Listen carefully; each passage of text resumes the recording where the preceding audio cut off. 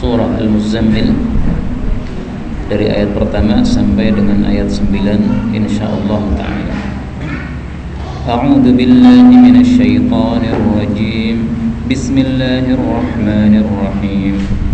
Ya ayyuhal muzammil qumil laila illa qalila nisfahu aw inqus minhu qalila aw zid 'alaihi warattilil qur'ana tartila aw zid 'alaihi warattilil qur'ana tartila inna sanulqi 'alaika qawlan thaqila inna nashi'atal layli hiya ashaddu wata'an wa aqwamu qila inna laka fin nahari sabhan tawila wadhkur isma rabbika wa tabattal ilayhi tabtila rabbul masyriqi wal maghribi la ilaha illa huwa fattakhidhu wakila. Alhamdulillahi rabbil alamin. Allahumma arhamna bil Qur'an. Amin. Bapak Ibu rahimani wa rahimakumullah, sebelum kita membaca tafsir surat Al-Muzammil, sebagai muqaddimah ada bayanun nuzul, penjelasan tentang turunnya surat Al-Muzammil. Diriwayatkan oleh Abu Dawud dari Ibnu Abbas radhiyallahu anhuma, dia mengatakan, lamma nazalat awwalul Muzammil, ketika turun permulaan surat Al-Muzammil, kanu yaqumuna, adalah para sahabat melakukan qiyamul lail nahwan min qiyamihim fi syahri Ramadan, seperti qiyamul lail mereka pada bulan Ramadan. Hatta nazala, sehingga turunlah akhiruha, bagian akhir dari surat Al-Muzammil. Wa kana, dan adalah baina awwaliha, antara permulaan surat Al-Muzammil, wa akhiriha, dengan turunnya akhir surat Al-Muzammil, itu jaraknya adalah sanatun, 1 tahun lamanya. Jadi kadang-kadang satu surat itu awal dan akhirnya berbeda. Allah turunkan awal ayat 5 ayat misalnya, 10 ayat misalnya, kemudian 1 tahun berikutnya baru Allah turunkan akhirnya ayat. Nah, terus kenapa digabungkan dalam satu surat? Penggabungan seperti ini dari Nabi SAW, bukan dari para sahabat. Nabi biasanya kalau mendapatkan wahyu, beliau mengatakan, ini ayat gabungkan pada surat yang sana, ini ayat gabungkan pada surat yang sana. Nah, demikian juga surat Al-Muzammil ini, ketika awalnya turun disebut surat Al-Muzammil kan. Nah, begitu akhirnya turun, Nabi katakan ini gabungkan dengan yang dulu. Nah, maka menjadi satu surat yang meskipun antara awal dengan akhirnya itu jaraknya 1 tahun, tapi akhirnya digabung menjadi satu surat. Malam ini kita akan mencoba membaca kitab tafsir Jalalain, karena tafsir Jalalain ini adalah tafsir yang paling masyhur di Indonesia. Nah, di sini pada kitab tafsir Jalalain dikatakan, ya ayyuhal muzammil, wahai orang yang berselimut. Maksudnya adalah an-nabiyyu sallallahu alaihi wasallam, yaitu maksudnya Nabi Muhammad sallallahu alaihi wasallam. Wa asluhu, dan asal kata al-muzammil adalah al-mutazammil. Jadi aslinya itu ada taknya, mutazammil. Udghimatit ta'u fi zai, kemudian taknya diidghamkan pada zain menjadi al-muzammil. Apa artinya al-muzammil? Ai, maksudnya al-mutalaffif, yang berkeruput atau yang berselimut, bihi, dengan kainnya, dengan selimutnya. Kenapa berkeruput? Hina maji'il wahyi lahu, yaitu ketika datangnya wahyu kepada Nabi SAW, khaufan minhu, karena takut terhadap wahyu tersebut, lihaibatihi, karena haibahnya wahyu. Jadi menurut tafsir Jalalain, Al-Muzammil ini, orang yang berselimut, adalah Rasulullah SAW. Dan Rasulullah itu berselimut itu karena takut menggigil, gemetar gara-gara mendapatkan wahyu pertama dari Allah Subhanahu wa ta'ala. Tafsir seperti ini kita dapatkan di dalam hadis yang sahih. Tetapi kalau mau jujur, tafsir seperti ini bukan penyebab turunnya surat Al-Muzammil, tetapi penyebab turunnya surat Al-Muddathir. Mari kita lihat. Diriwayatkan oleh Imam Bukhari bahwasanya Rasulullah sallallahu alaihi wasallam ketika mendapatkan wahyu, Iqra bismi rabbikal ladzi khalaq, khalaqal insana min 'alaq, Iqra wa rabbukal akram. Nah, ini beliau karena pertama kali ketemu dengan Jibril, maka faraja'a biha Rasulullah sallallahu alaihi wasallam. Maka Rasulullah pulang membawa wahyu tersebut, yarjufu fuaduhu, yang hatinya sangat gemetaran, ketakutan. Fadakhala ala Khadijah, maka beliau pun masuk ke rumah Khadijah, istrinya binti Khuwailid radhiyallahu anha. Faqala, maka Nabi mengatakan, zammiluni, selimuti saya, zammiluni, selimuti saya. Fazammaluhu, maka mereka pun, yaitu keluarga Nabi, menyelimuti Nabi, hatta dhahaba anhu rawh, sehingga lenyaplah takut dari Nabi sallallahu alaihi wasallam, sudah tenang ya. Faqala li Khadijah fa akhbaraha al-khabar, lalu Rasulullah menceritakan apa yang dialaminya pada waktu mendapatkan wahyu tadi ya. Maka beliau mengatakan, laqad khasyitu ala nafsi, saya ini khawatir terhadap diri saya. Kenapa ada kejadian seperti ini? Khawatir kalau ada apa-apa, khawatir kalau misalnya yang datang setan misalnya dan sebagainya okay. Maka Khadijah mengatakan okay, kalla wallah, tidak, demi Allah, ma yukhzikallahu abadan, Allah tidak akan menghinakan engkau selama-lamanya. Ini pasti satu kebaikan yang dikehendaki oleh Allah Subhanahu wa ta'ala. Nah, ini kata-kata zammiluni, zammiluni, selimuti saya, inilah apa yang dimaksud dengan kata-kata ya ayyuhal muzzammil. Rasulullah berselimut ketakutan, maka disebut oleh Allah dengan sebutan al-muzammil, orang yang selimutan. Tapi hendaklah Bapak Ibu rahimani wa rahimakumullah memahami ayat-ayat Al-Qur'an, demikian juga dalil-dalil hadis, itu hendaklah memakai kaidah ini, al-ibratu bi'umumil lafzi. Cara memahami satu dalil itu adalah bi'umumil lafzi, dengan melihat lafal yang umum. Kata-kata al-muzammil, orang yang berselimut, ini umum, tidak hanya Rasul sallallahu alaihi wasallam. Berarti siapapun yang berselimut itu terkena hukum ini. Biasanya kalau kita tidur malam hari pakai selimut apa bener, Pak? Pakai kalau dingin nggih. Kalau panas nggak pakai, tapi kan kalau pakai apa, kalau dingin kan pakai. Nah, berarti kita termasuk orang yang dipanggil oleh Allah. Maka jangan mengatakan ini kan ayat khusus untuk Nabi, al-muzammil itu Nabi. Katanya tafsir Jalalain, al-muzammil an-nabi, berarti kita yang bukan Nabi nggak termasuk. Jangan begitu, itu salah. Yang benar adalah semua orang yang berselimut atau yang tidur dipanggil oleh Allah dengan ayat ini. Ya ayyuhal muzammil, hai orang yang berselimut alias orang yang tidur, bangunlah al-laila, di malam hari, illa qalila, kecuali sedikit. Maka ayat ini awalnya turun kepada Nabi Muhammad SAW, tetapi akhirnya berlaku untuk seluruh umat Islam. Semua kita termasuk dipanggil oleh Allah, karena semua kita pasti mengalami tidur, dan tidur itu disebut dengan al-muzammil. Banyak para ulama menafsirkan al-muzammil artinya an-naim, orang yang tidur. Karena itu berarti ayat ini menunjukkan apa? Qumil laila, menunjukkan perintah untuk qiyamul lail. Perintah ini wajib. Karena asal perintah hukumnya apa? Wajib. Tetapi wajibnya berlaku selama setahun. Setelah itu Allah menurunkan akhir dari surat Al-Muzammil, di mana akhir surat tadi menunjukkan bahwa qiyamul lail tidak wajib. Maka perintah di sini wajib, tetapi sudah dihapus kewajibannya oleh Allah menjadi sunnah saja. Nah, nanti akan kita baca di akhir surat Al-Muzammil yang menunjukkan bahwa perintah ini sudah tidak wajib lagi. Bapak Ibu rahimani wa rahimakumullah, qiyamul lail atau tahajud itu sangat banyak fadilahnya, sehingga kalau kita cari di dalam Al-Quran sangat banyak sekali ayat-ayat yang menunjukkan tentang fadilah qiyamul lail. Misalnya pada surat Ali Imran, Allah Subhanahu wa ta'ala mengatakan tentang orang-orang yang salat tahajud, yaitu yatluna ayatillahi ana al-laili wa hum yasjudun. Mereka membaca ayat-ayat Allah di waktu-waktu malam dalam kondisi sujud, maksudnya dalam kondisi salat malam. Mereka itu adalah wa ulaika minas shalihin, mereka termasuk orang-orang saleh. Jadi kalau kita pengen dimasukkan oleh Allah dalam kelompok orang saleh, kita harus melakukan apa? Salat tahajud.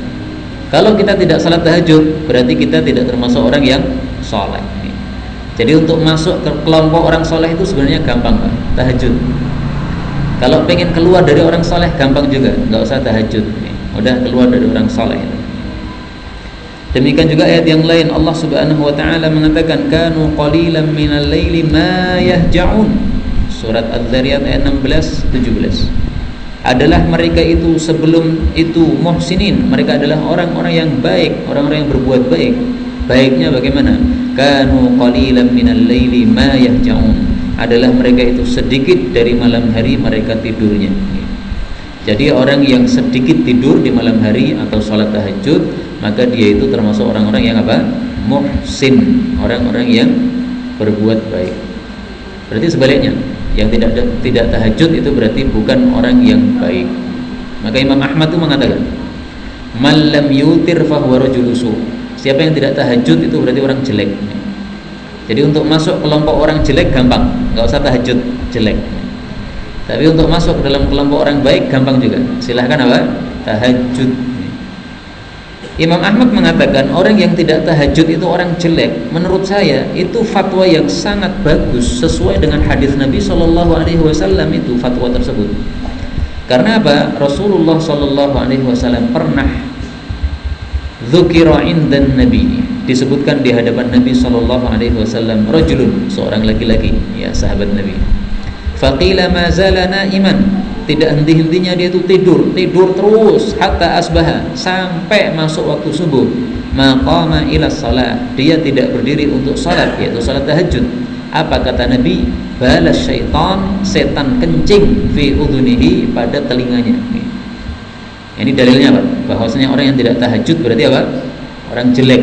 Kenapa jelek? Nah, dikencingi setan, masa baik orang dikencingi setan?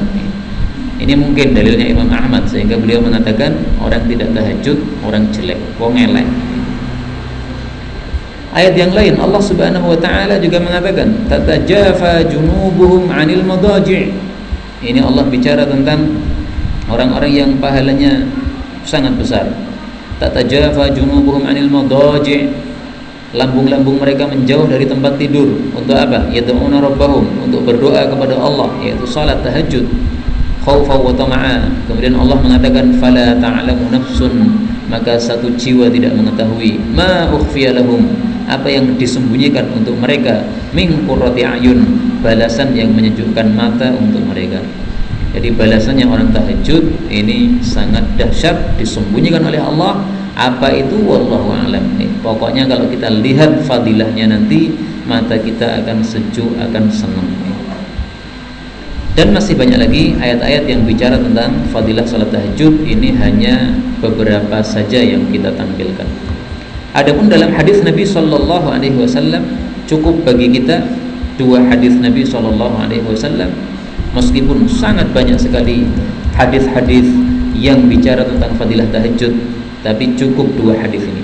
Pertama, Rasulullah mengatakan, "I'lam, ketahuilah, anna syarafal mu'min, bahwasanya kemuliaan seorang beriman adalah qiyamuhu bil-lail, qiyamul lailnya." Berarti kalau kita pengen mulia di hadapan Allah harus melakukan apa? Qiyamul lail. Hadis riwayat Hakim. Ini berarti gini, Pak. Siapa yang qiyamul lailnya dahsyat, berarti dia mulianya besar. Qiyamul lailnya sedikit, itu berarti mulianya juga sedikit di hadapan Allah, ya. Kalau di hadapan manusia, mulia itu bermacam-macam. Ada karena hartanya, ada karena jabatannya, ada karena kecerdasannya, ada karena kecantikan dan kegantengannya. Tapi kalau di hadapan Allah, yang namanya mulia itu satu, yaitu apa? Qiyamul lail. Syaraful mu'min, kemuliaan orang beriman di hadapan Allah adalah qiyamuhu bil-lail, qiyamul lail. Ada profesor doktor tapi enggak qiyamul lail. Ada ini tukang batu atau apalah, pokoknya yang orang-orang miskin, yang mereka ahli tahajud. Nah, ini di hadapan Allah enggak imbang. Ini profesor doktor rendah ini derajatnya. Kenapa? Enggak punya kemuliaan, enggak punya tahajud. Maka kita orang-orang beriman ini tidak perlu mikir-mikir jauh-jauh atau mikir-mikir panjang-panjang untuk masalah dunia. Cukup kita dimuliakan oleh Allah Subhanahu wa taala. Ini hadis yang pertama. Hadis yang kedua, Rasulullah sallallahu alaihi wasallam bersabda, dan ini menurut saya hadis yang paling komplit bicara tentang fadilah tahajud. Rasulullah mengatakan, alaikum biqiyamil lail, selalulah qiyamul lail. Selalu itu maksudnya jangan ditinggalkan. Alaikum itu artinya selalulah, ilzamu, selalulah. Fa innahu, karena qiyamul lail itu adalah da'bus shalihin, adabnya orang-orang saleh. Jadi yang tidak saleh tidak akan qiyamul lail. Qablakum, orang-orang saleh sebelum kalian. Wa qurbatun ilallah, qiyamul lail itu mendekatkan diri kepada Allah. Wa manhatun 'anil itsm, qiyamul lail itu mencegah engkau dari berbuat dosa. Wa takfirun lisayyi'at, qiyamul lail itu menghapuskan dosa-dosa yang sudah dilakukan. Wa matradatun lidda'i 'anil jasad, dan qiyamul lail itu bisa mengusir penyakit dari tubuh. Jadi berapa fadilahnya, Pak? 1. Adatnya orang soleh. 2. Mendekatkan kepada Allah. 3. Mencegah dari dosa. 4. Menghapus dosa yang sudah dilakukan. 5. Mengusir penyakit. 5 langsung dikumpulkan oleh Nabi dalam satu hadis. Nah, maka ini saya katakan hadis paling komplit tentang fadilah apa? Qiyamul lail. Hadis diriwayatkan oleh Imam Tirmidzi, disahihkan oleh Imam Hakim. Nah, maka siapa yang sakit silahkan qiyamul lail, nanti disembuhkan oleh Allah Subhanahu wa taala. Wah, saya nggak bisa bangun, dia nggak usah bangun. Qiyamul lail kan sambil tidur nggak apa-apa. Allahu Akbar sambil tidur nggak apa-apa. Ya. Tidak bisa wudhu, tayamum, nggak ada masalah. Jadi kalau kita lagi sakit tidak bisa ke kamar mandi, susah, maka tidak usah ke kamar mandi, tahajudnya dengan kondisi berbaring, nggak ada masalah. Kemudian Allah mengatakan, qumil laila, bangunlah malam, illa qalila, kecuali sedikit. Jadi tidurnya sedikit saja, lebih banyak apa? Qiyamul lailnya. Ini kira-kira kondisi kita seperti ini atau sebaliknya, Pak? Sebaliknya, nggih? Sepakat, nggih? Jadi hukum asalnya itu, malam itu menurut Allah ya, malam itu adalah banyaknya untuk tahajud, sedikitnya untuk tidur. Itu hukum asalnya. Tapi malah sekarang kita balik. Sekarang ini kita mengatakan namil laila illa qalila, tidurlah malam kecuali sedikit untuk tahajud. Nggih napa mboten? Jadi ayat dibolak-balik kan niki. Tapi memang Allah itu tidak mewajibkan untuk qiyamul lail seperti ini. Ini adalah yang paling utama saja. Yang paling utama itu adalah qiyamul lail lebih banyak daripada tidurnya. Dalilnya apa? Tadi kanu qalilan minal laili ma yahja'un, adalah mereka orang-orang yang baik itu sedikit tidurnya, berarti lebih banyak apa? Tahajudnya. Dan para sahabat itu melakukan ayat ini, qumil laila illa qalila, tahajudlah kecuali sedikit untuk tidur. Ini dilakukan oleh para sahabat ini. Contoh yang diriwayatkan oleh Imam Bukhari. Kata kuncinya ya'taqibun. Ada seorang tabi'i, dia bertamu kepada Abu Hurairah. Tabi'i ini bernama Abi Utsman. Abu Utsman. Dia mengatakan tadayyaftu Abu Hurairah. Aku bertamu ke rumahnya Abu Hurairah sab'an, selama 7 hari. Berarti 1 pekan. Fakana huwa wa imra'atuhu wa khadimu. Ternyata Abu Hurairah dan istrinya dan budaknya, 3 orang. Ya'taqibuna al-laila athlatan, mereka bergantian menghidupkan malam sepertiga. Yusalli hada, yang pertama orang ini salat, thumma yuqidhu hada, kemudian kalau sudah salat sepertiga malam maka membangunkan orang yang kedua membangunkan orang yang ketiga. Dari Isya itu Pak, jam berapa berarti? Jam 7 nggih. 8, 9, 10, 11, 12, 1, 2, 3, 4. 9 jam dibagi 3-3 nih. Abu Hurairah atau Pak suaminya qiyamul lail 3 jam dari jam 7 8, 9, 10. Nah, jam 10 dia tidur, bangunkan istrinya. Istrinya tahajud dari jam 10 11, 12, 1 Nah, kemudian dari jam 1, jam 2, 3, 4, nah ini membangunkan budaknya untuk salat tahajud. Sehingga dalam rumah itu dari Isya sampai subuh itu selalu ada yang tahajud. Ini Masya Allah, ini 1001 orang kayak gini. Dan kalau zaman sekarang ada nggak nih Pak? Suami, istri sama anak gantian Ini kalau anaknya banyak enak nih Pak. Anaknya 10, okay. Nah, maka tinggal diganti, okay. Diatur aja, okay. Untuk 10 orang, nah, sama bapak ibu 12 orang, enak nih. Masya Allah, ini adalah para sahabat-sahabat Nabi SAW bangun malam kecuali sedikit. Sedikitnya itu berapa? Allah menjelaskan nisfahu, separuhnya malam, atau ungkus minhu qalila, kurangilah darinya sedikit, auzid alaihi, atau tambahlah atasnya. Artinya gini, disarankan oleh Allah separuh malam tahajud, separuh malam tidur, 4,5 jam tahajud, 4,5 jam tidur, atau ungkus, kurangi, ya, sepertiga malam misalnya tahajudnya, atau tambah 2/3 malam misalnya tahajudnya. Nah, silahkan tahajud setengah malam, atau sepertiga malam, atau 2/3 malam. Nah, kira-kira ada yang kita lakukan atau enggak ini? Setengah malam ora mungkin, 2/3 tambah ora mungkin, sepertiga malam 3 jam ya Pak. Sepertiga itu 3 jam nih. Bangunnya biasanya jam berapa? Misalnya jam 3, berarti sampai jam 4, sak jam tok nih. Nah, itu berarti 1/9-nya, itu bukan sepertiganya. Nah, kita kembali ke tafsir Jalalain tadi, okay? Nah, saya lupa. Saya tadi mengatakan kita buka tafsir Jalalain.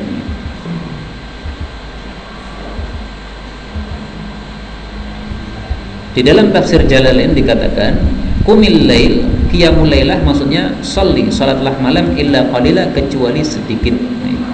Nisfahu, separuhnya, badala min qalilan, kata-kata separuh itu penjelasan dari kata-kata sedikit. Wa qillatuhu bin nadhar ilal kull, dianggap sedikit karena kalau dilihat semuanya itu menjadi sedikit. Jadi kita bangun malam, setengah malam, nah, itu kelihatannya banyak banget. Nah, berarti tidurnya separuh itu kelihatan sedikit. Awing kusminhu, atau kurangilah, minan nisfi, kurangi dari separuh, qalilan, sedikit, ila thuluth, berarti sepertiga malam. Salat tahajud sepertiga malam. Auzid alaih, atau tambahlah, ila thulutsain, yaitu sampai 2/3 malam. Au litakhyir, kata-kata atau itu kita disuruh memilih, pilih tahajud setengah malam, atau sepertiga malam, atau 2/3 malam. Tapi ranek sing dipilih. Nggih napa bener, Pak? Makanya kalau memakai tafsir Jalalain ini kita kena pukul ini. Wah, bane ranek sing dilakoni ini. Tapi kalau ulama yang lain tidak menafsirkan seperti itu, ya. Artinya boleh kurang, boleh lebih. Warattilil Quran, dan tartilkanlah Al-Quran, maksudnya tasabbat fi tilawatihi, tasabbutlah, pelan-pelanlah, perlahan-lahanlah di dalam membaca Al-Quran, tartila, dengan sebenar-benar tartil. Jadi ini hasungan kalau sholat tahajud, bangun malam, itu hendaklah kita membaca Al-Quran dengan apa? Tartil. Tartil itu definisinya apa? Sebagian ulama mengatakan tartil itu artinya pelan-pelan, tasabbut. Dan tafsir ini sesuai dengan beberapa ayat Al-Quran. Contoh, Allah Subhanahu wa ta'ala mengatakan pada surat Al-Isra ayat 106, wa qur'anan faraqnahu litaqra'ahu 'alan nasi 'ala mukth. Quran itu kami jelaskan atau kami pisah-pisahkan, fassalna, ya, kami jelaskan supaya kamu membacanya kepada manusia, membacakannya kepada manusia, ala mukthin, ala ta'udatin, dengan perlahan-lahan, ya. Jadi membacanya dengan perlahan-lahan, tidak dengan cepat-cepat. Dan ini juga sesuai dengan apa yang dikatakan oleh Ibnu Mas'ud. Ibnu Mas'ud radhiyallahu taala anhu ketika diberitahu oleh seseorang bahwasanya dia membaca dalam sholat tahajud 1 rakaat banyak surat, maka oleh Ibnu Mas'ud dinasihati, ya, membaca Quran itu tidak cepat-cepat seperti itu. Mari kita lihat. Ini ada orang mengatakan, inilah aqra'ul mufassal, sungguh saya membaca seluruh surat-surat mufassal fi raka'atin, dalam 1 rakaat, dari surat Al-Hujurat sampai surat An-Nas, semuanya 1 rakaat. Ini berarti bacaannya cepat. Faqala Abdullah, maka Abdullah bin Mas'ud mengatakan, hadzan ka hadis syair. Itu berarti baca kayak baca syair, cepat-cepat. Inna aqwaman, sesungguhnya ada kaum-kaum yang qra'unal Quran, mereka baca Quran, la yujawizu taraqiyahum, tapi Qurannya tidak melewati kerongkongan mereka, alias hanya di mulut tapi enggak masuk hati, enggak ada gunanya. Walakin, akan tetapi, idza waqa'a fil qalbi, apabila Quran itu masuk dalam hati, farasakha fihi, lalu menancap di dalam hati, nafa', itulah yang bermanfaat. Maka supaya membaca Al-Quran itu manfaat, hendaklah warattilil Qur'ana tartila, dibaca dengan perlahan-lahan. Bukan berarti tidak boleh baca cepat, Pak. Baca Quran itu ada 3 macam. Pertama adalah tahqiq. Tahqiq itu perlahan-lahan, pelan. Yang kedua adalah hadr, cepat. Cepat tetapi masih bisa didengarkan, masih bisa diikuti, ini namanya hadr. Misalnya kalau saya membaca 1 juz 20 menit, ini termasuk qiraah yang hadr ini. Kemudian yang ketiga adalah tawassut, yang tengah-tengah. Jadi tidak terlalu pelan, juga tidak terlalu cepat. Nah, itu adalah tengah-tengah. Seperti yang biasa dibaca oleh para imam-imam salat, itu adalah bacaan yang tengah-tengah. Kalau tahqiq terlalu perlahan-lahan, itu untuk salat kurang cocok karena nanti akan menyebabkan para jamaah keberatan. Tapi kalau untuk tahajud, salat sendiri-sendiri silahkan, dipelan-pelankan, nggak ada masalah. Ada juga definisi tartil yang lain. Mari kita lihat definisi tartil. Berkata Ali bin Abi Thalib, at-tartilu, yang dimaksud tartil adalah tajwidul huruf wa ma'rifatul wuquf, membaguskan huruf-huruf Al-Quran yang kita baca dan mengetahui waqaf, kapan kita berhenti, kapan kita tidak berhenti. Itu namanya tartil menurut Ali bin Abi Thalib. Artinya tartil itu berarti mencakup 2. Bacaannya bagus, hurufnya jelas, gha dibaca gha, fa dibaca fa, enggak dibaca pa misalnya, ba dibaca ba, jelas ba, ab jelas. Dan yang kedua adalah dengan ditadabburi maknanya. Maka diungkapkan dengan kata-kata ma'rifatul wuquf, mengetahui kapan berhenti, waqaf. Karena kalau kita tidak tadabbur, berarti kalau kita tidak mengetahui waqaf, berarti enggak tadabbur itu. Yang mestinya berhenti disambung, itu berarti kan enggak tadabbur itu. Kalau tadabbur kita pasti paham, oh ini harus berhenti ini kalau disambung enggak cocok ini. Atau yang semestinya disambung tidak boleh berhenti, jangan berhenti. Itu namanya ma'rifatul wuquf. Saya kasih contoh misalnya, ada orang membaca innallaha la yastahyi, berhenti. Nah, ini berarti enggak tartil seperti ini. Karena kalau berhenti itu artinya apa? Sesungguhnya Allah itu enggak punya malu. Oh, kan salah itu, Pak. Allah enggak punya malu, salah itu. Mestinya dibaca innallaha la yastahyi ay yadriba mathalan ma ba'udatan fama fawqaha. Allah tidak malu untuk membuat permisalan berupa nyamuk atau yang lebih kecil daripada nyamuk. Nah, kalau disambung kalimatnya sudah benar.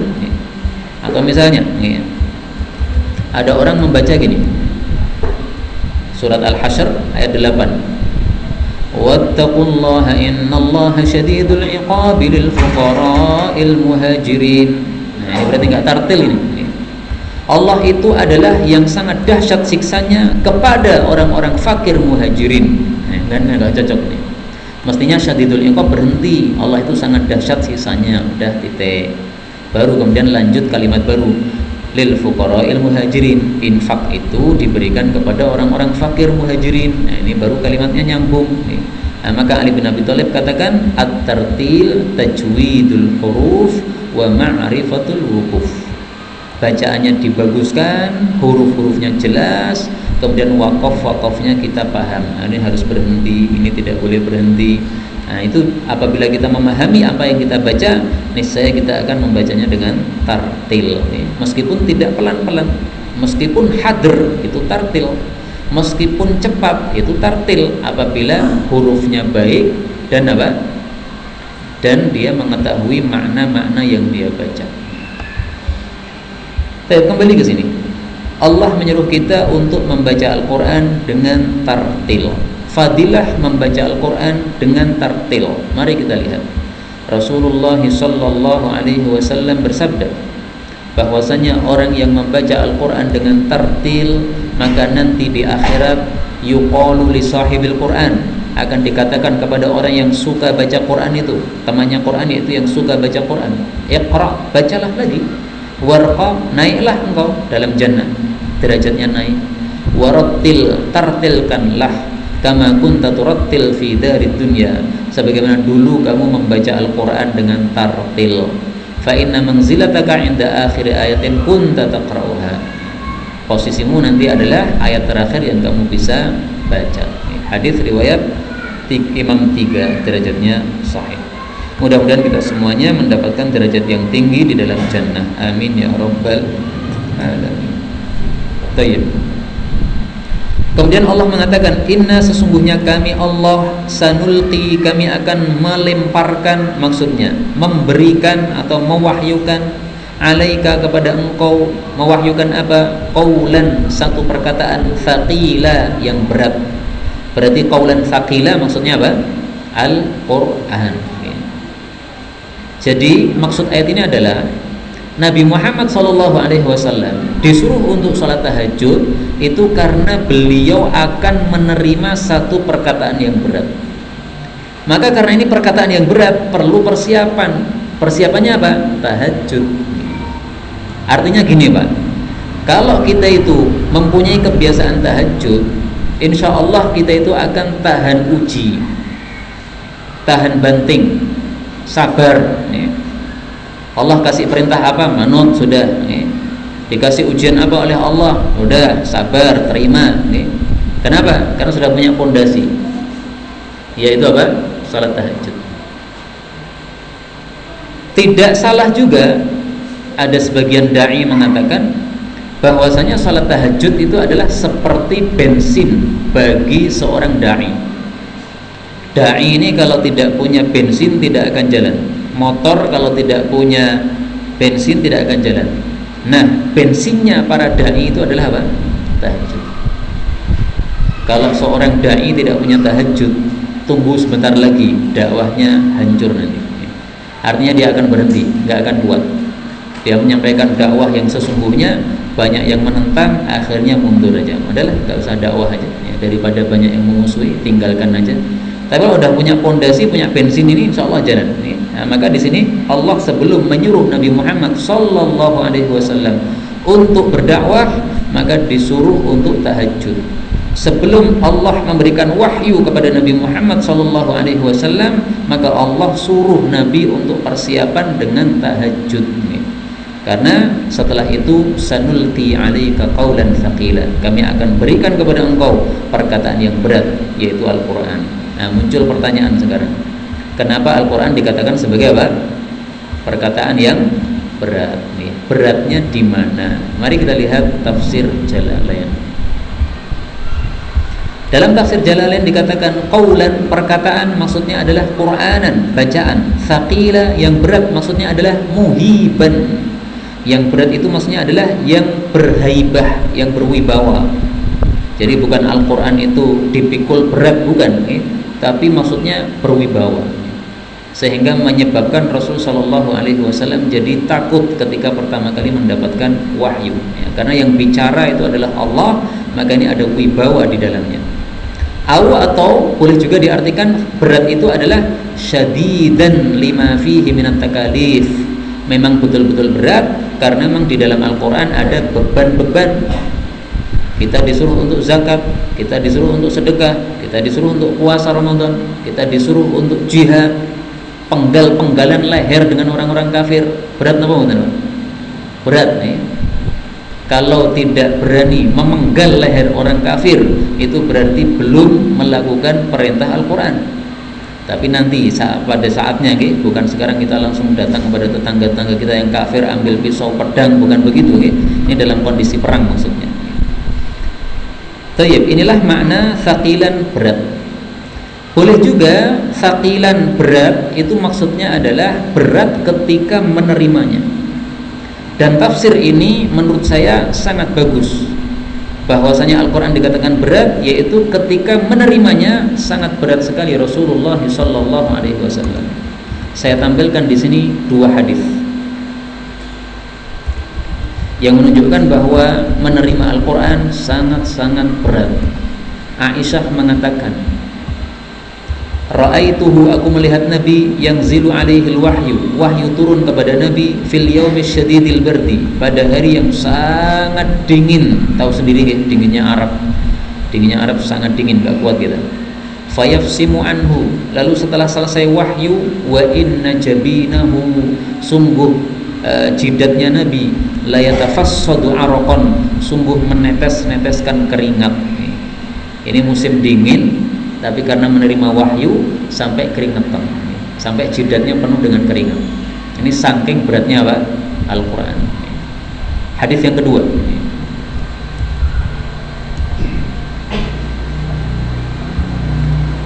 Zaid bin Thabit mengatakan, Anzalallahu ala rasulihi, Allah menurunkan kepada Nabi Sallallahu Alaihi Wasallam wahyu, wa fakhiduhu ala fakhidi, waktu itu pahanya Nabi di atas paha saya. Jadi pahanya Nabi numpang di atas pahanya Zaid bin Thabit. Fasakulat alayya, maka paha itu terasa sangat berat. Hatta khiftu, sampai saya khawatir, antarudda fakhidi, bahwasanya paha saya remuk tulangnya. Jadi saking beratnya itu terasa apa? Tulangnya mau remuk. Itu ketika Nabi menerima wahyu. Begitu wahyunya selesai, ini pahanya sudah biasa lagi. Yang tadi kayak ditekan begini, tiba-tiba biasa lagi. Nah, ini menunjukkan beratnya Al-Quran ketika diterima sebagai wahyu oleh Nabi SAW, sehingga dikatakan sebagai qaulan thaqila, perkataan yang berat. Bapak Ibu rahimani wa rahimakumullah, dari sini juga kita bisa ambil pelajaran bahwasanya ilmu itu bukan sesuatu yang ringan. Ilmu itu sesuatu yang berat, karena Al-Quran ini kan isinya ilmu kan, wahyu itu isinya ilmu. Maka Imam Malik ketika ditanya oleh seseorang, wahai Imam Malik, ini ada masalah, jawabannya bagaimana, fatwanya bagaimana? Imam Malik mengatakan, saya nggak tahu. Maka orang yang bertanya ini mengatakan, wahai Imam Malik, ini kan masalah sepele, masalah kecil, masalah ringan ini kan, masa engkau tidak tahu? Nah, maka Imam Malik marah. Beliau mengatakan, ringan. Kata siapa ringan? Nggak ada, ilmu ringan tuh nggak ada. Kemudian beliau membaca ayat ini, inna sanulqi alaika qaulan thaqila. Ilmu itu berat, bukan ringan. Kamu salah mengatakan ilmu kok ringan tuh nggak benar. Ini kamu bicara masalah hukum, tanya masalah hukum, ini berat ini. Kalau saya tidak tahu, saya katakan tidak tahu. Kemudian Allah mengatakan, inna, sesungguhnya nasyiatal laili, waktu-waktu malam, hiya, dia itu adalah asyaddu wata'an, lebih dahsyat persesuaiannya, wa aqwamu, dan lebih lurus, qila, perkataannya.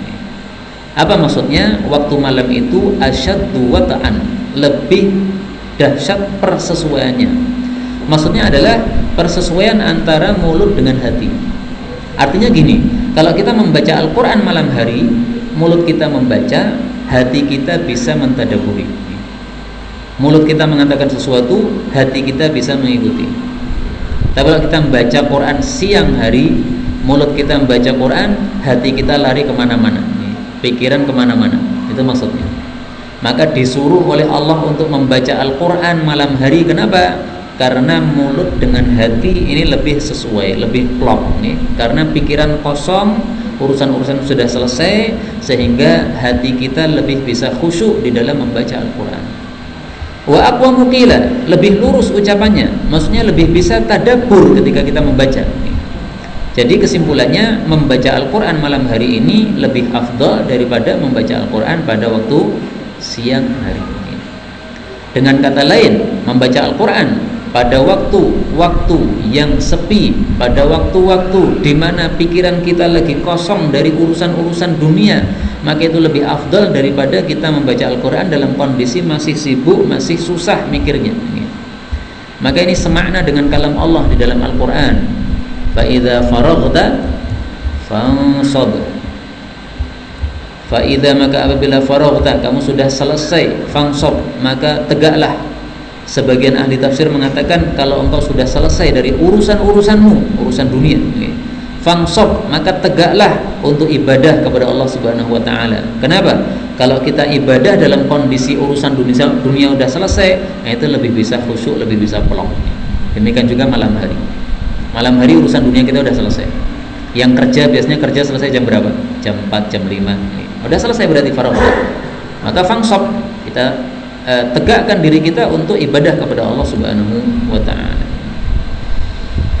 Kemudian Allah mengatakan, inna sesungguhnya laka bagi engkau wahai Nabi fin nahar, di waktu siang itu ada sabhan tawila. Apa artinya sabhan? Sabhan ini banyak sekali tafsirnya. Ada yang mengatakan sabhan tawila, tidur yang panjang atau kelonggaran yang panjang. Artinya gini, kamu tadi siang kan sudah tidur kan, sudah istirahat kan. Nah, sekarang malam hari waktunya untuk bangkit. Maksudnya gitu, Pak. Tapi tampaknya kita siang hari jarang tidur gitu. Ataupun kalau tidur hanya apa? Sedikit saja. Dan itulah yang menyebabkan kita ini tahajudnya hanya sedikit. Seandainya siang hari kita tidur, misalnya dari zuhur sampai asar misalnya, nah, maka tahajud kita mungkin bisa seperti yang diperintahkan oleh Allah dalam ayat-ayat ini, yaitu separuh malam, 4,5 jam, mungkin bisa. Tapi memang tidak wajib ya, kita tidur siang seperti yang biasanya hanya setengah jam, hanya 1 jam, itu sudah cukup. Yang penting kita melakukan sholat tahajud, jangan ditinggalkan. Dalam hadis yang sahih, Rasulullah sallallahu alaihi wasallam mengatakan, qilu fa inna syayatina la taqilu. Tidurlah qailulah, yaitu tidur siang, istirahat siang, sebelum zuhur boleh, setelah zuhur boleh. Fa inna syayatina la taqilu, karena setan-setan itu tidak ada yang tidur qailulah. Ini hadis sahih. Dan ini kata para ulama, kita disuruh tidur qailulah, tidur siang itu supaya kita bisa bangun sholat tahajud. Karena kalau tidak tidur siang dikhawatirkan tahajudnya kelewat, sholat subuh adzan subuh kita baru bangun. Itu makna sabhan tawila. Kamu bisa istirahat panjang di waktu siang, kamu bisa tidur panjang di waktu siang. Ada juga yang mengartikan begini, innalaka fin nahar, sesungguhnya bagi engkau pada siang hari sabhan tawila, ada amalan yang panjang, yaitu pekerjaan dunia yang panjang. Dari jam 8 sampai jam 5 engkau bekerja di pabrik atau di mana ya, tempat kerjamu. Nah, itu pekerjaanmu panjang untuk dunia. Maka maksudnya kalau siang sudah untuk dunia, maka hendaklah malam untuk apa? Akhirat. Jadi maksudnya jangan sampai kita ini sebagai orang muslim pikirannya dunia tok. Siang dunia, malam turu, habis itu besok siang dunia lagi, malam tidur lagi, nggak ada akhiratnya akhirnya. Nah, maka oleh Allah Subhanahu wa taala disuruh kita imbang. Imbang maksudnya apa? Jangan melalaikan akhirat hanya memikirkan dunia saja. Bahkan akhirat itulah yang paling utama untuk kita pikirkan. Sementara dunia itu hanya sekedar sampingan saja. Kemudian Allah mengatakan wazkurisma rabbika, sebutlah nama Allah, nama Rabbmu. Wa tabattal, dan tabattullah ilaihi, kepada Allah, tabtila, dengan sebenar-benar tabattul. Apa maksudnya wazkurisma rabbika? Mari kita lihat di dalam kitab Tafsir Al-Jalalain.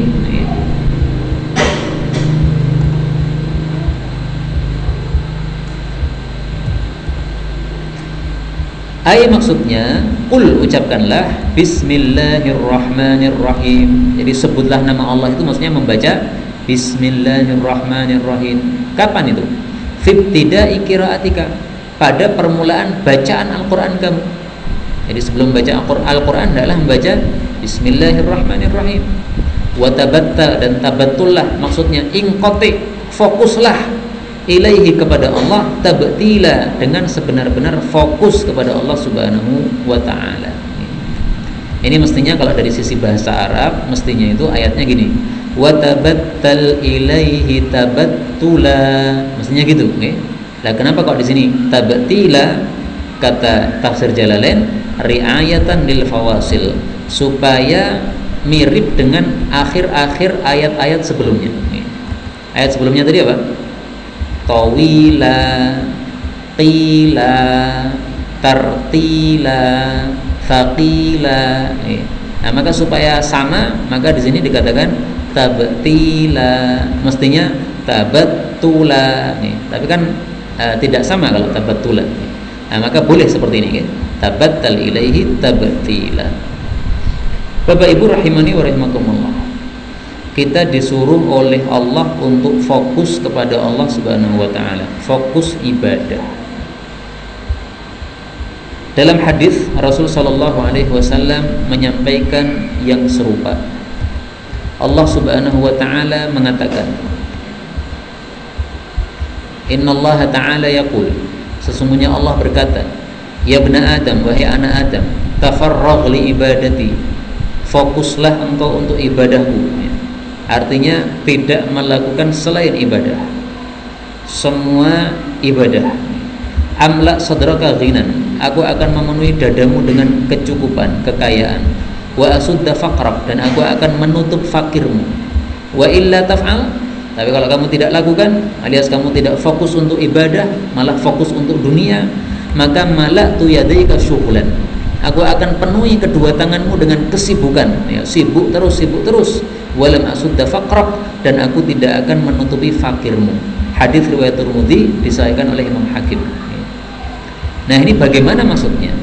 Apakah kita tafarragh li ibadati, mengosongkan diri untuk ibadah, fokus untuk ibadah? Apakah setiap hari 24 jam wirid terus, baca Quran terus, sholat terus, nggak boleh kerja cari duit? Apakah begitu? Kalau begitu, berarti para sahabat semuanya nggak ada yang melakukan ayat ini. Kalau tafsirnya begitu, maka para sahabat sama sekali tidak ada yang melakukan hadis ini. Karena ternyata Abu Bakar juga punya bisnis, Sayyidina Umar juga punya bisnis, Sayyidina Utsman apalagi terkenal sebagai pebisnis yang sangat sukses. Nah, Sayyidina Utsman ini. Nah, maka yang dimaksud tafarragh li ibadati, fokuslah untuk ibadah kepada Allah, artinya segala sesuatu yang kita lakukan ini, meskipun urusan-urusan dunia, itu hendaklah bernilai ibadah. Mencari duit kita lakukan setiap hari. Jam 8 masuk kerja, jam 5 atau jam 4 atau jam 3 pulang dari kerja. Hendaklah mencari kerja atau cari duit ini kita jadikan sebagai ibadah kepada Allah Subhanahu wa taala. Gimana caranya? Caranya adalah para ulama mengatakan al-ibadatu kalimatun jami'atun likulli ma yuhibbullah. Yang disebut ibadah itu adalah segala sesuatu yang menyebabkan Allah cinta, itu namanya ibadah. Kalau kita kerjanya sudah benar sesuai syariat, itu namanya kerja ibadah itu. Kita tidak menipu di dalam berjual beli, itu namanya kerja ibadah itu. Kita tidak menggunakan riba di dalam berjual beli, itu namanya apa? Jual beli ibadah itu. Nah, maka tolong ini jangan disalahpahami. Yang dimaksud tabattal ilaihi tabtila, fokuslah kepada Allah Subhanahu wa taala, itu bukan berarti kita membuang atau meninggalkan dunia, sama sekali tidak seperti itu. Karena prakteknya para sahabat-sahabat Nabi SAW, mereka masih juga bekerja. Akan tapi hendaklah apapun yang kita lakukan, kita niatkan karena Allah Subhanahu wa taala, supaya perbuatan tersebut bernilai ibadah. Saya kasih contoh yang paling mudah yang dilakukan oleh sahabat Nabi SAW. Setiap hari kita makan, setiap hari kita tidur. Niatnya makan, niatnya tidur untuk apa? Mu'ad mengatakan, anamu awwal lail. Kalau saya, kata Mu'ad, saya tidurnya di awal malam. Pada Isya langsung ambil bantal tidur. Fa'aqumu wa qad qadaitu juz'i minan naum. Kemudian tengah malam saya bangun dan saya sudah menyelesaikan tidur saya. Fa'aqra'u ma kataballahu li. Lalu saya membaca Al-Qur'an dalam salat, maksudnya sesuai yang ditakdirkan oleh Allah. Fa'ahtasibu naumati, maka saya mengharap pahala dari tidur saya, kama ahtasibu qaumati, sebagaimana saya mengharap pahala dari bangun malam saya. Nah, ini contohnya. Sayyidina Mu'ad ba'da Isya tidur. Tujuannya apa? Harapannya apa? Supaya nanti bisa bangun tahajud. Maka karena tidurnya ini adalah persiapan untuk tahajud, berarti ini ibadah juga. Maka Mu'ad mengatakan, saya berharap tidur saya ini ada pahalanya. Maka tolong, semua perbuatan kita hendaklah fa'ahtasibu, kita berharap pahala. Kita bekerja cari nafkah sehingga dapat duit. Setelah dapat duit diberikan sebagai makanan kepada anak, istri, kepada diri kita juga. Nah, ini hendaklah kita mengharap pahala. Memberikan makan kepada istri, ada pahalanya. Memberikan makan kepada anak-anak, ada pahalanya. Tapi hendaklah diniatkan untuk mencari pahala. Nah, ini seringkali yang salah di niatnya ini, Pak. Kenapa engkau kerja? Ya udah, ini kebiasaan setiap hari. Berarti pekerjaannya tidak bernilai ibadah, tetapi bernilai adatnya kerja, udah adat aja. Tapi kalau seseorang bekerja, kenapa engkau bekerja? Ya, ini kewajiban saya sebagai seorang suami, saya supaya mendapatkan harta, supaya bisa menafkahi anak istri saya, ini mendapatkan pahala dari Allah Subhanahu wa taala. Berbeda dalam hal niat. Sama-sama keluar kerja, sama-sama dapat duit, sama-sama dapat gaji. Yang satu dapat pahala karena niatnya untuk melakukan perintah Allah, untuk mencari pahala Allah. Yang satu nggak dapat pahala karena nggak ada niat. Maka ini di sini Pak sangat penting, mengharapkan apa? Niat. Mengharapkan niat itu, niat mengharapkan pahala itu sangat-sangat penting. Rasulullah Shallallahu Alaihi Wasallam bersabda, la ajra, nggak ada pahala, liman la hisbata lahu, bagi orang yang tidak ada harapan mendapatkan pahala. Maka kalau kita bekerja, hendaklah kita mengharapkan adanya pahala dari Allah, sehingga kita diberi pahala oleh Allah Subhanahu wa ta'ala. Kemudian mungkin muncul pertanyaan, kenapa kita disuruh oleh Allah untuk ibadah kepadanya, kita disuruh oleh Allah untuk membaca kalamnya, membaca Al-Quran? Memangnya Allah itu siapa? Allah jawab, Rabbul Masyriq. Allah itu adalah Rabbnya arah timur, wal Maghrib, Rabbnya arah barat. La ilaha illahu, tidak ada Tuhan yang berhak disembah selain Allah. Fattakhidhu wakila, maka jadikanlah Allah itu sebagai wakil atau pengurus. Jadi karena Allah itu adalah Rabb segala sesuatu, timur barat ini semuanya yang menciptakan Allah. Timur barat ini semuanya makhluk-makhluk yang ada padanya adalah yang menciptakan Allah. Nikmat-nikmat yang ada di timur barat ini semuanya yang memiliki adalah Allah, diberikan semuanya kepada kita. Nah, maka sangat pantas kalau kita kemudian mengabdi kepada Allah sebagai bentuk syukur kepada Allah Subhanahu wa ta'ala. Bapak Ibu rahimani wa rahimakumullah, kalau kita melakukan salat malam, berarti kita sudah mensyukuri nikmat Allah Subhanahu wa ta'ala. Demikian juga sebaliknya, kalau kita tidak salat malam, itu berarti kita tidak bisa terima kasih kepada Allah.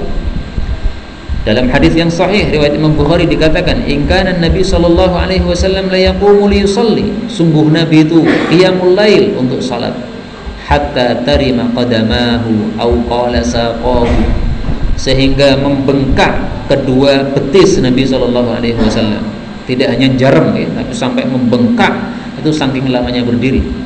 Fayuqalu lahu, maka dikatakan kepada Nabi, ya Rasulullah, kenapa terlalu dahsyat salat malam seperti ini? Maka Nabi mengatakan, afala akunu abdan syakura, tidakkah pantas aku menjadi hamba yang pandai bersyukur kepada Allah Subhanahu wa ta'ala. Jadi nikmat Allah kepada kita sangat banyak. Kita bangun malam, kita bangun pagi, subuh, sampai kita tidur lagi, nikmat Allah berapa? Silahkan dihitung, nggak bisa dihitung. Nah, untuk mensyukuri nikmat Allah itu dengan cara melakukan salat tahajud. Kita disuruh oleh Allah Subhanahu wa ta'ala untuk salat tahajud dan kita melakukannya, itu berarti kita sudah mensyukuri nikmat Allah Subhanahu wa ta'ala.